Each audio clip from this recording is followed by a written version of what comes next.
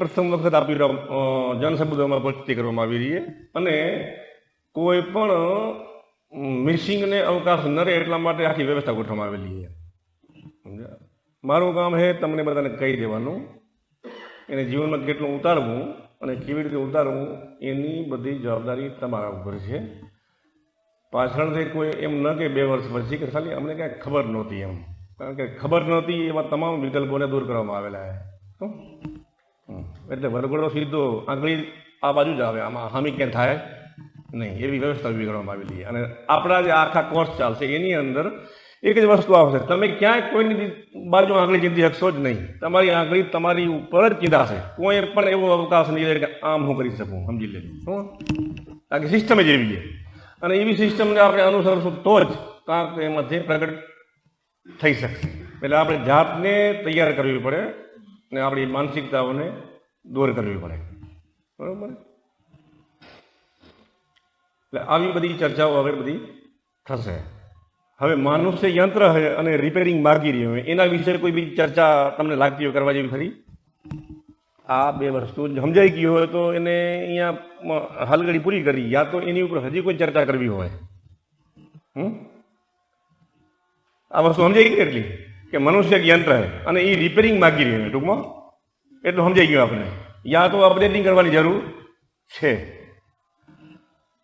તો હવે અહીંયાથી જે કાંઈ અમુક પ્રેક્ટિકલ કરવામાં આવશે વગેરે વગેરે એ તો તમે બધા કરેલા જ હશે, ઘણા બધા કરેલા. અને અહીંયાથી કોઈ એવી માહિતી નવી નથી આપવામાં, લગભગ નવી કોઈ એવી નહીં હોય કે જે તમે પ્રથમ વખત થતી હશે. પ્રવચનમાં અમુક આવશે, બાકી જે ક્રિયાત્મક ભાગ આખો હોય એ તો લગભગ કોઈના માટે અજાણ્યો નહીં હોય.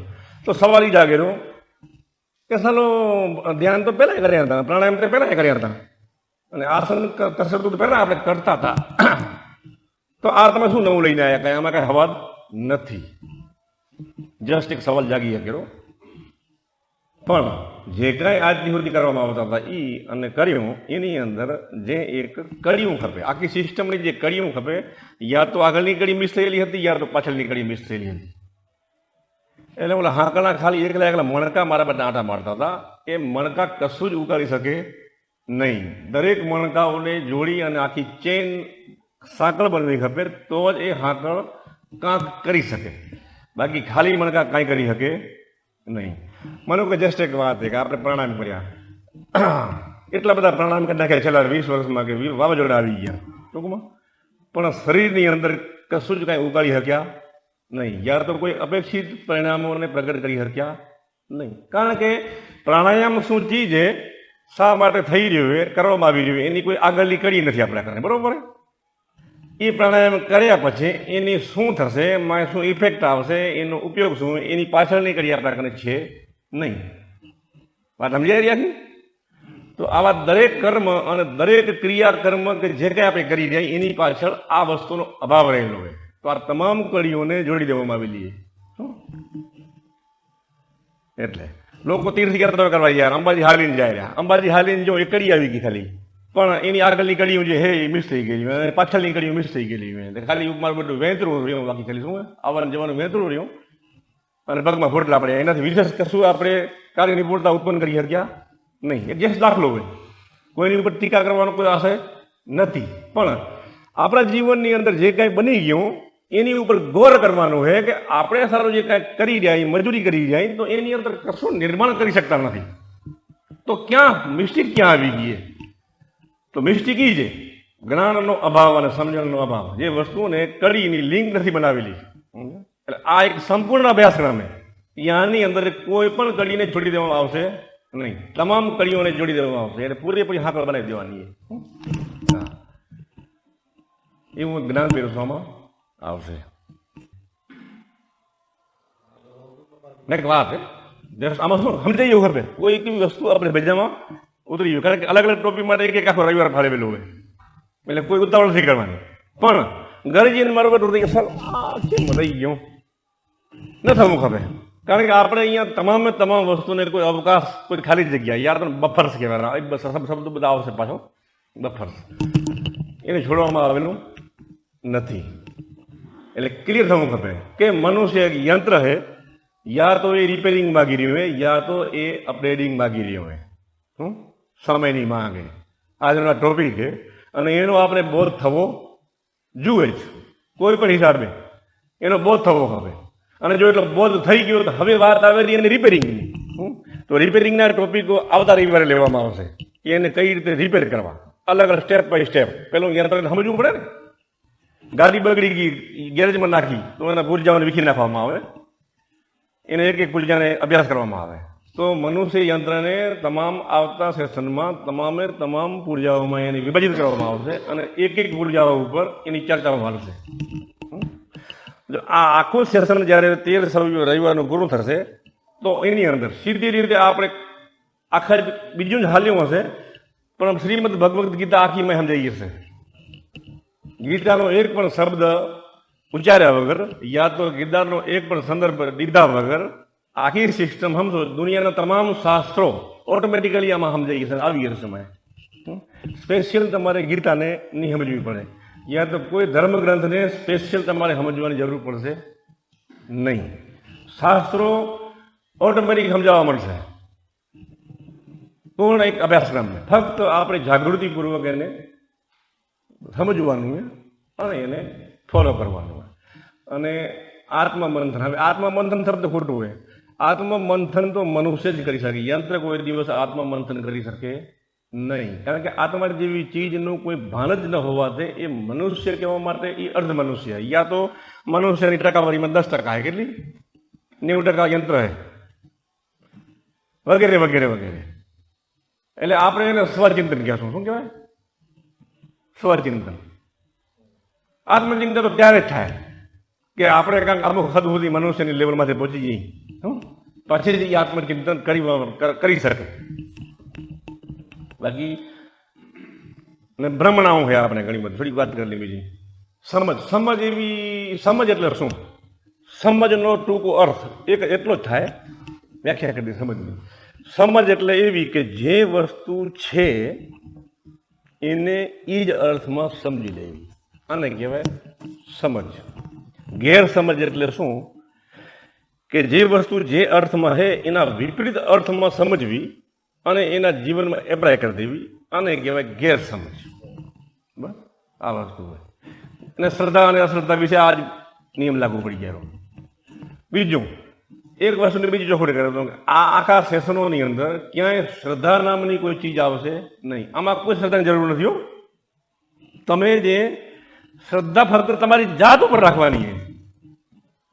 અહીંયાથી જે કાંઈ કહેવામાં આવશે એ આપણે તો વિશ્વાસ રાખીને બધું કરવાનું છે. વિશ્વાસ રાખીને કશું જ કરવાનું છે હોતું નથી. આ વિશ્વાસ છે દુનિયામાં પથ્થર ફાડી લઈએ શું? કારણ કે વિશ્વાસનું સ્વરૂપ નથી સમજ્યા આપણે. એટલે શું? એટલે વિશ્વાસ શબ્દને અત્યારે ટેમ્પરરી ભૂલી જવાનું હોય. જે કાંઈ કહેવામાં આવી રહ્યું હોય એની પોતાની જાત ઉપર એપ્લાય કરી અને પ્રયોગોમાં લાવી દેવાનું હોય અને સાબિત કરી નાખવાનું કે આ શું હોય. પછી એનું સમર્થન ગીતામાં હોય યા મહાભારતમાં કે રામાયણમાં કે કુરાનમાં કે જ્યાં હોય ત્યાં એ તમને સમર્થન મળી જશે, જ્યાં ત્યાંથી મળી જશે. પણ ઉમા કૃષ્ણ ભગવાન કહી ગયા એટલે એને માની લેવું એવું જરૂરી નથી. હા, ટેમ્પરરી એક માની શકાય, એક પ્રસ્તાવ તરીકે એને લઈ શકાય, પણ એને સાબિતોમાં કરવું જ પડે. આવી ભાવનાથી જ આગળ વધવાનું હોય ટૂંકમાં. અને એના માટે વિશેષ કશું કરવાનું છે નહીં, કોઈ સ્પેશિયલ સાધનો નથી કરવાની.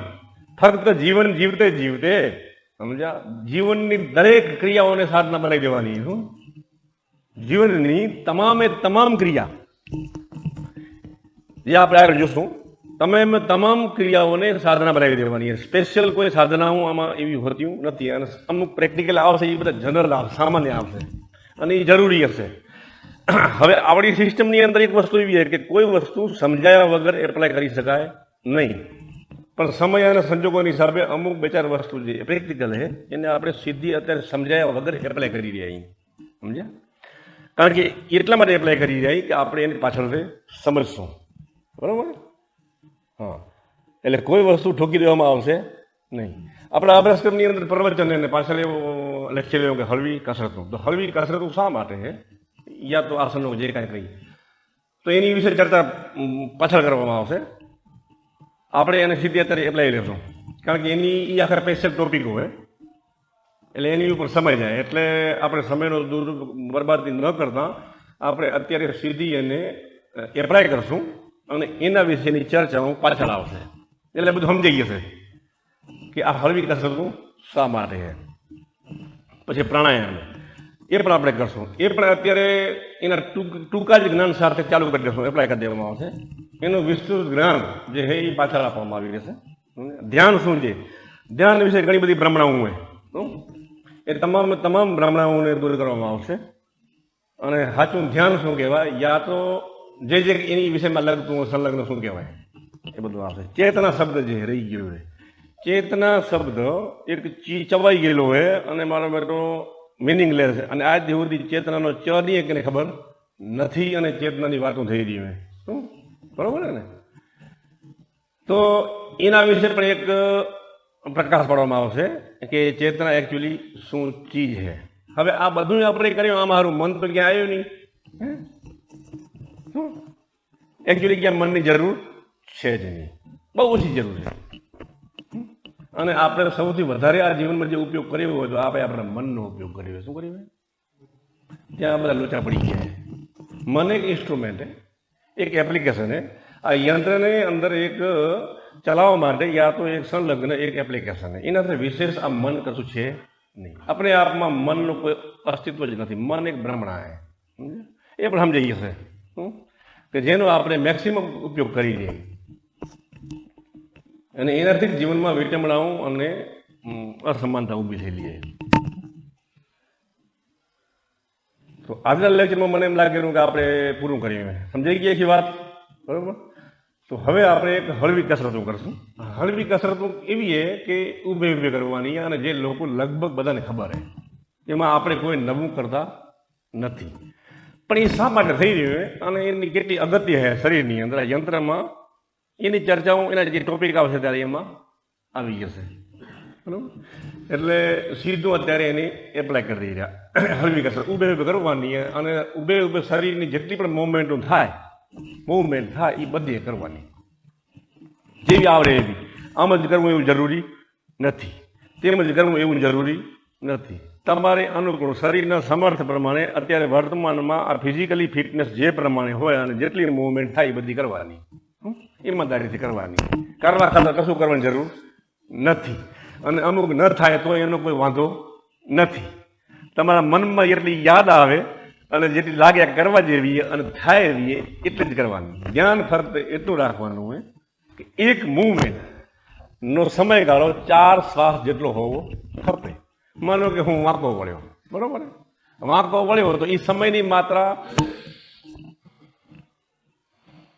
4 શ્વાસ જેટલી હોવી ખપે. દરેક મૂવમેન્ટ એટલી હોવી ખપે. આ એક સમયગાળાનો માપદંડ છે. અને આવી રીતે આપણે કસરત કરવાની છે. એનો સ્પેશિયલ કોઈ નિયમ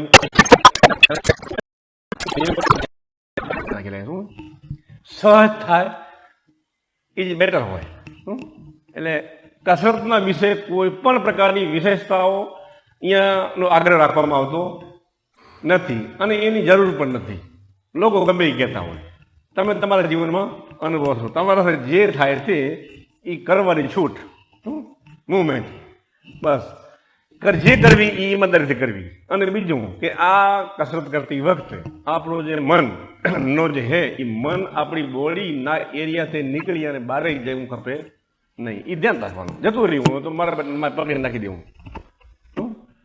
આટલું કરવાનું હોય. અને એકદમ સરળ એકદમ સરળ, અતિશય સરળ. અને અતિશય સરળ હોય એ જ વાસ્તવિકતા હોય. વાસ્તવિકતા કોઈ દિવસ જટિલ હોતી નથી. અને જટિલ જેટલી હોય ને એ હંમેશા સમસ્યાઓ જ હોય.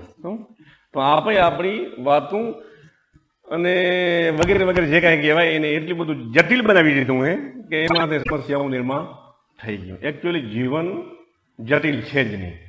જટિલ ફક્ત આ યંત્ર છે. શું આ યંત્ર છે ને જે આના જેવું જટિલ આ દુનિયામાં કશું છે નહીં. આ યંત્રની જટિલતા સમજાઈ ગઈ તો જગત આખું સમજાઈ ગયું. તો આપણે હળવી કસરત કરશું. એના પછી લગભગ 1, 2, 3 પ્રાણાયામ કરશું.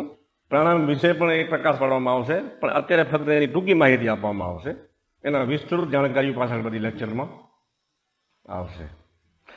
તો હવની જગ્યાએ બધા ઊભા થાવ અને એકબીજાના હાથ લાંબા કરીને છબે નહીં એટલી જગ્યા પર કરતા.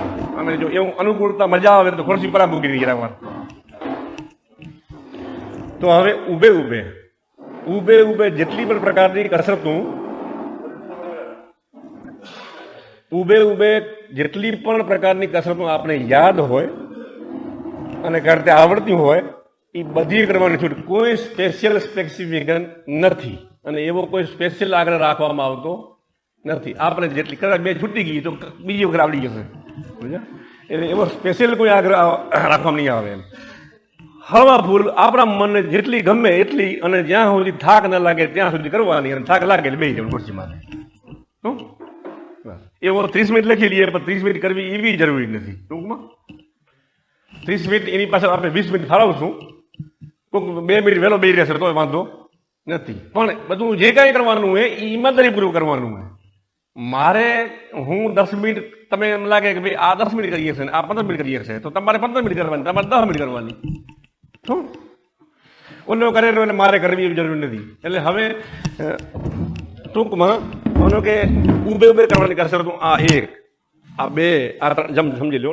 આ નીચેવાળી પછી આમ ત્રાહી આ બાજુ ગળાની હાથની પગની જેટલી મુવમેન્ટો આવેલી અને જેટલી આપણે મજામાં યાદ હોય કારણ કે આ બધું આપણે કરેલું છે લગભગ એ બધી કરવાની છૂટે. અને એવું કોઈ રિધમ જરૂર નથી. તમે હાથ નહીં કરો આ પગ નહીં કરે તો એ એક જ થવી ખપે એવું કંઈ આપણો આગ્રહ નથી. તમે તમારા સ્વયંની અંદર કસરત કરી નાખવાની. આ ભાઈ એના સ્વયંમાં કરી નાખે એની કસરત તમારી મેચ થાય કે નથી થતી એવું આપણે પડોશમાં આગ્રહ રાખવાનો નથી. તમારે જેવી થાય તેવી એવી કરવાની. અને એક મૂવમેન્ટ 4 શ્વાસ સુધી ચાલવી ખપે. આ એનો નિયમ. અને ધ્યાન આપણી બોડીમાં રહેવું ખપે. આપણી બોડીમાંથી બહાર ભાગી ગયું તો એને પકડીમાં શું કેમ લાગે? મજા આવી?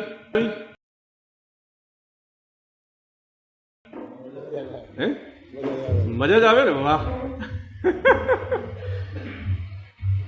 કારણ કે સરળ અને સહજ હંમેશા આનંદયુક્ત જ હોય છે. શું આના એને હાથે કરીને બિઝનેસ ચલાવવા માટે એને થોડાક રંગરોગાન કરી દેવામાં આવેલા હતા. બાકી જે વાસ્તવિકતા છે એ હંમેશા સિમ્પલ અને સરળ જ હોય છે. અને જેટલી સિમ્પલ અને સરળ હશે ને એટલો આનંદ હશે. કોઈ પણ પ્રકારના આગ્રહ રાખ્યા વગર જે કંઈ આપણે અત્યારે કર્યું એની અંદર એક આનંદ હતો. આની અંદર ઇફેક્ટ હતી. અને જે ઇફેક્ટ જે છે એ સીધી જ આપણા રંગસૂત્રની અંદર ડીએનએની અંદર સીધી એની ઇફેક્ટ ઊભી કરે. શું? કારણ કે તમે જે કાંઈ કર્યું ને એ તમારા સ્વયંમાં તમે રહીને કર્યું ને સમજી લેજો. કોઈ પણ પ્રકારનો આગ્રહ રાખ્યા વગર તમારી સહજ ભાવથી જે વસ્તુ કરવામાં આવે એને એ હંમેશા અંતરના ઊંડાણમાં જ જાય. નથી વાત. આ માનવ યંત્રની વિશેષતા છે. એટલે જે મૂળ માનવ યંત્રની જે વિશેષતાઓ અને એની ખૂબીઓને સમજી અને આને અભ્યાસ કર્યો એટલે ખબર પડી કે જેટલી સહજતા હોય, સહજતા શબ્દ ઘણી બધી ઠેકાણે વપરાયેલો હશે અને કહેવામાં આવેલો છે, કંઈ નવો નથી. પણ એની ઉપર એ સહજતા મૂળભૂત અર્થમાં શું ચીજ છે એની જે સમજ છે ને એ આપણે નહોતી. કારણ કે એ શબ્દને આપણે જે અર્થમાં લેવો ખપે એ અર્થમાં લેતા નહોતા. આને ગેરસમજ કહેવાય. તો એક વસ્તુ આ પૂરી થઈ, બરોબર, જે મજા આવી. હવે એક બીજી વસ્તુ પ્રાણાયામ વિશે પણ એક આખો ટોપિક આવશે અંદર અને એના વિશે પ્રકાશ કરવામાં આવશે કે એ શું ચીજ છે. આપણે એને ખાલી એક ટૂંકી રૂપરેખાથી